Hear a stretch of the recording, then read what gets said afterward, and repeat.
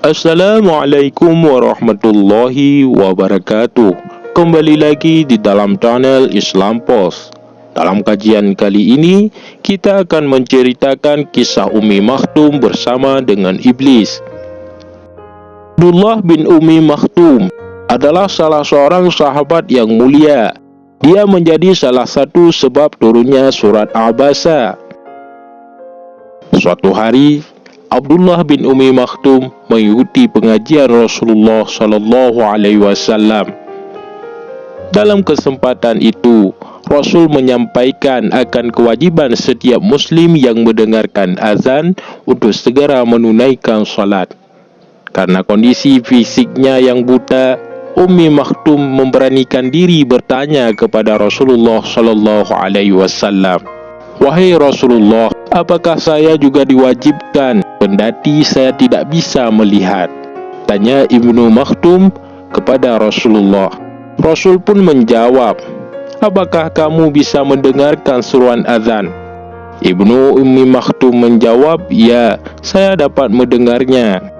Rasul pun memerintahkan kepada Ummi Maktum agar tetap pergi ke masjid meskipun sambil merangkak.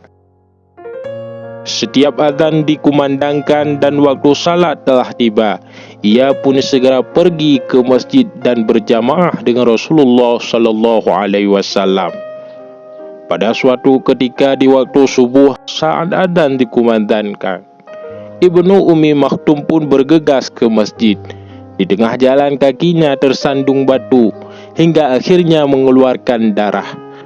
Namun karena tekadnya sudah bulat untuk tetap berjamaah ke masjid, Ummi Maktum pun tetap pergi ke masjid walaupun dalam keadaan berdarah kakinya.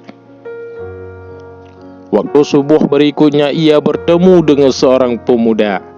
Pemuda tersebut bermaksud menolongnya dan menuntunnya ke masjid.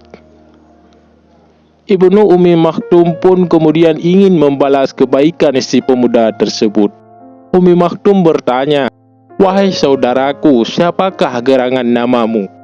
Pemuda tersebut menjawab, "Apa untungnya bagi Anda mengetahui namaku? Dan aku tak mau engkau doakan," jawab sang pemuda tersebut.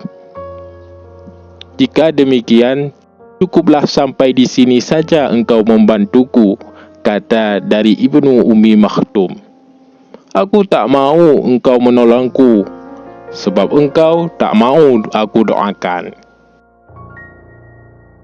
Maka sang pemuda itu pun akhirnya mengenalkan dirinya. "Wahai Ibnu Ummi Maktum, ketahuilah, sesungguhnya aku merupakan iblis.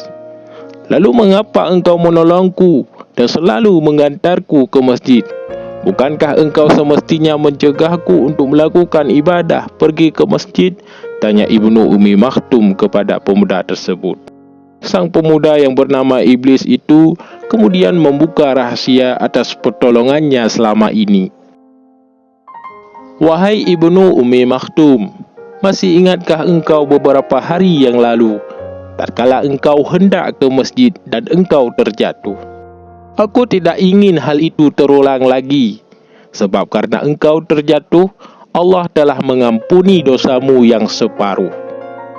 Aku takut kalau engkau jatuh lagi, maka Allah akan menghapuskan segala dosamu yang separuh lagi. Maka sia-sialah kami menggodamu selama ini," jawab iblis tersebut.